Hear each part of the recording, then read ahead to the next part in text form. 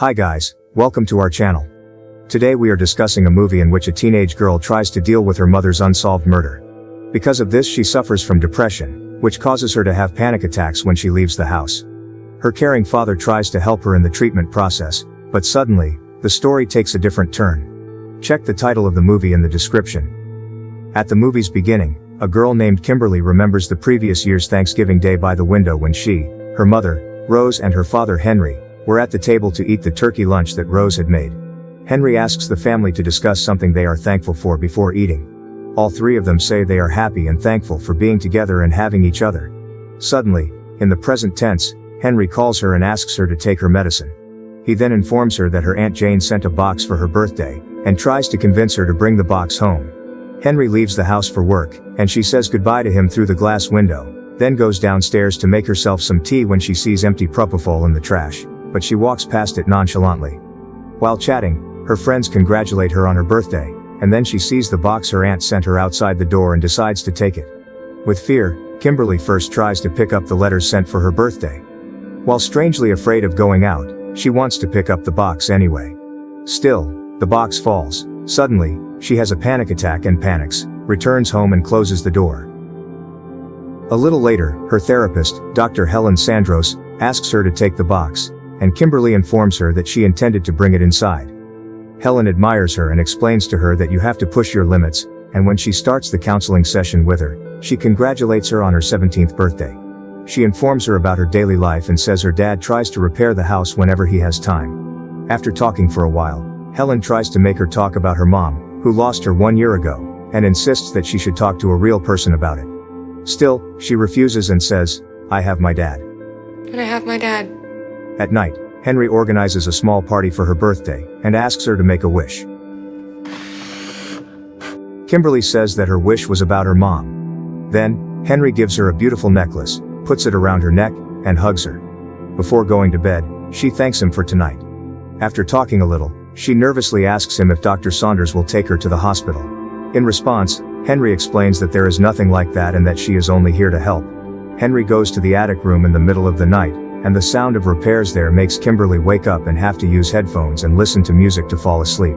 Tomorrow morning, Henry asks her to help him repair the house, and by making a hole in a part of the wall, he shows her that there is a space in the attic room that he needs to repair as soon as possible. After that they decide to spend this year's Thanksgiving at home together, which is a few days away. Her therapist, Helen, sees her again to make her feel better with counseling. It seems that she is planning to convince Kimberly to talk about her mother because it was the biggest sadness she faced in her life. Helen believes that because she thinks her mother's killer is out there, she has locked herself in the house and that is why she has trouble going out. Kimberly admits that she understands that a bastard killed her mom and dumped her body in the desert. With this confession, she plans to get rid of this meeting as soon as possible. After that, Helen informs Henry that her condition has not improved and asks if she was angry with her mother before, and it is clear from her words that she thinks that there might be a connection between her and her mother's murder. She believes Kim suddenly gets nervous and wants him to be more careful about her violent behavior. At the same time, he explains that it's not possible that she wants to hurt anyone. However, she warns him about her behavior and then leaves. Henry informs Kim that he is leaving the house to drink with his friend and promises to watch a movie and eat ice cream when he returns. In his absence, she is busy watching TV, and at the same time, she is looking at their family photo. Suddenly she hears the news about the disappearance of a girl named Sophia, and focusing on her, she realizes that her necklace is just like the necklace that her father gave her as a gift. She takes a photo of the TV page. After that, by searching the internet, she realizes that not only Sophia but other girls are on the list of missing persons. She gets suspicious and decides to go to her dad's room. By searching his belongings, she finds out that he uses propofol. She finds an album with the photos and texts, which disturbs her.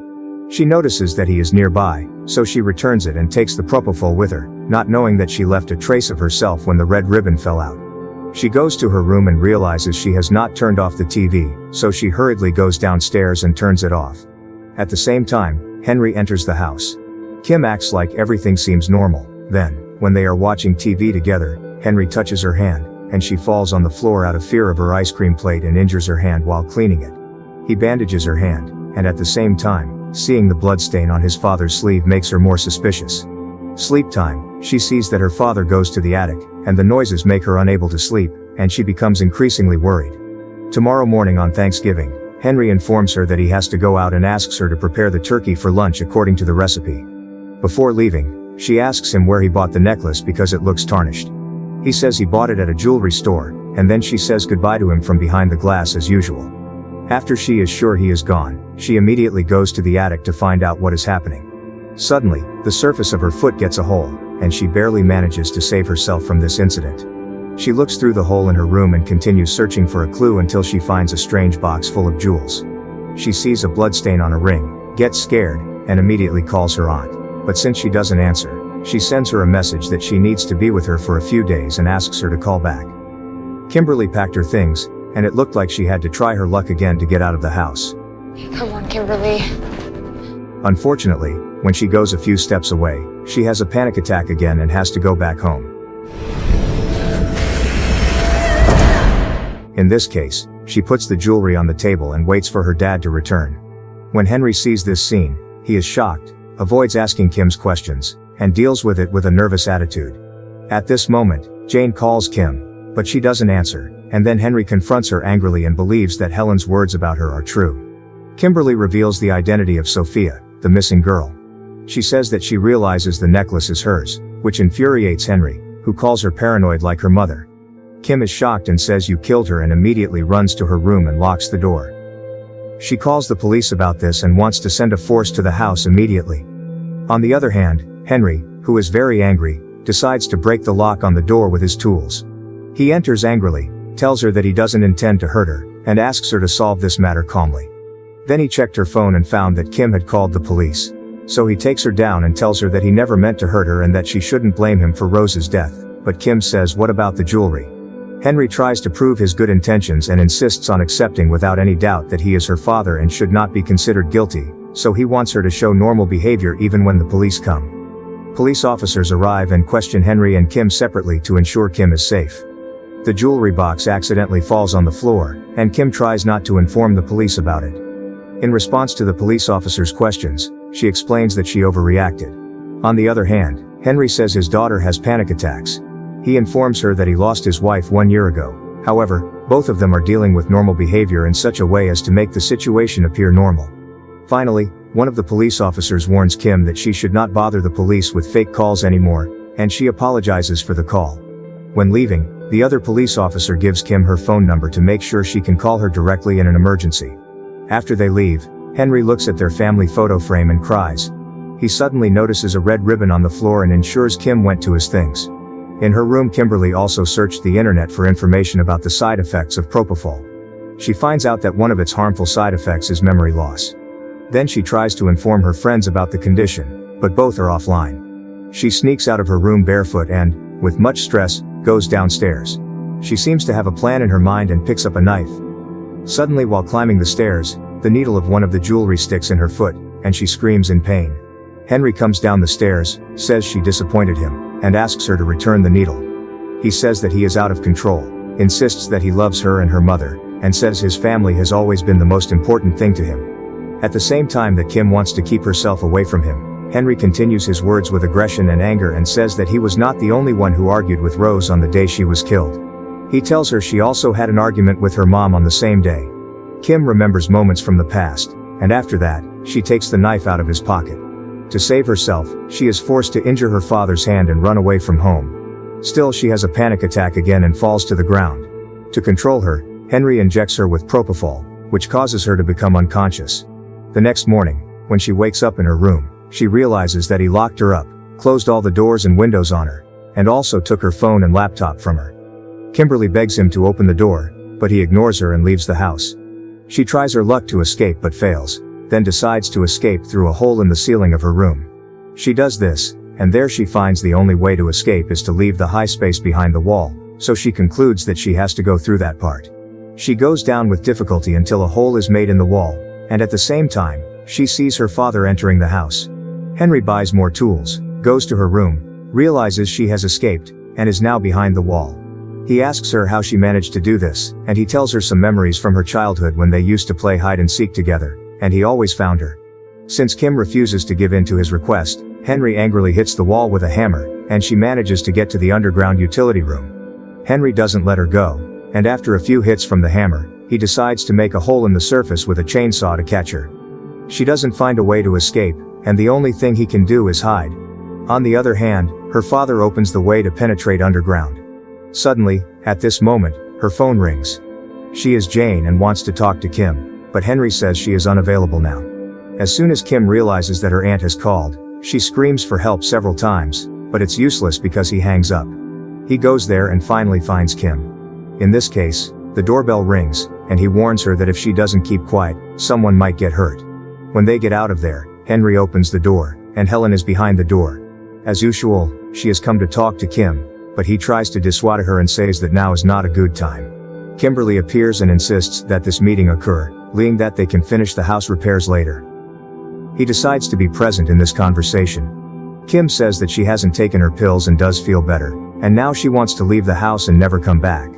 Then, she informs her that she would like to make her some tea, and against her father's wishes, Helen accepts this. She writes a text on a piece of paper that she needs help. She puts it under the cup of tea that she wants to give to Helen and pours a large amount of propofol into that cup of tea to make her father unconscious. Henry and Helen are drinking tea, but unfortunately, the text on the paper falls on the floor. Now, Kimberly shows that she wants to talk about her mother, and again, against Henry's opinion, Helen says that they can talk about it if she wants to.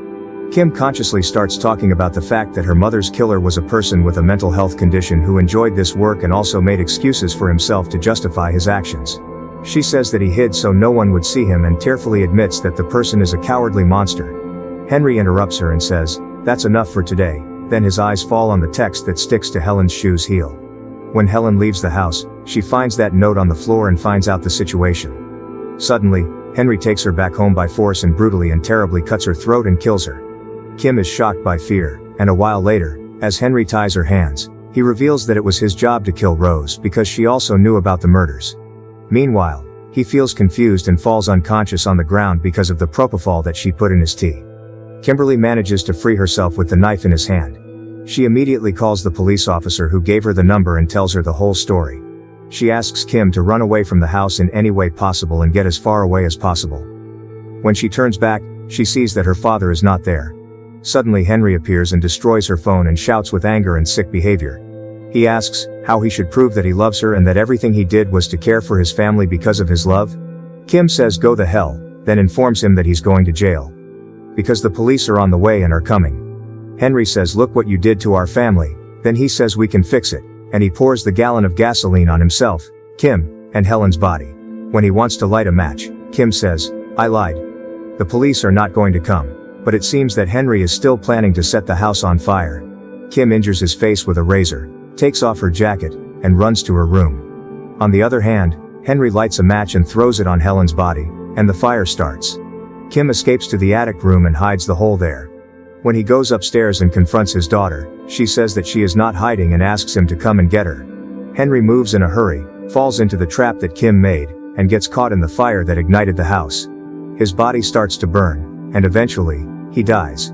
On the other hand, she breaks the bathroom window, and while hearing her father's moans, she decides to go down from the height. A little later, she falls from a height and moves away from home and realizes that all her fears are gone and there are no more panic attacks. The police are arriving, and Kimberly's smile can be seen. Don't forget to like the video and subscribe to our channel.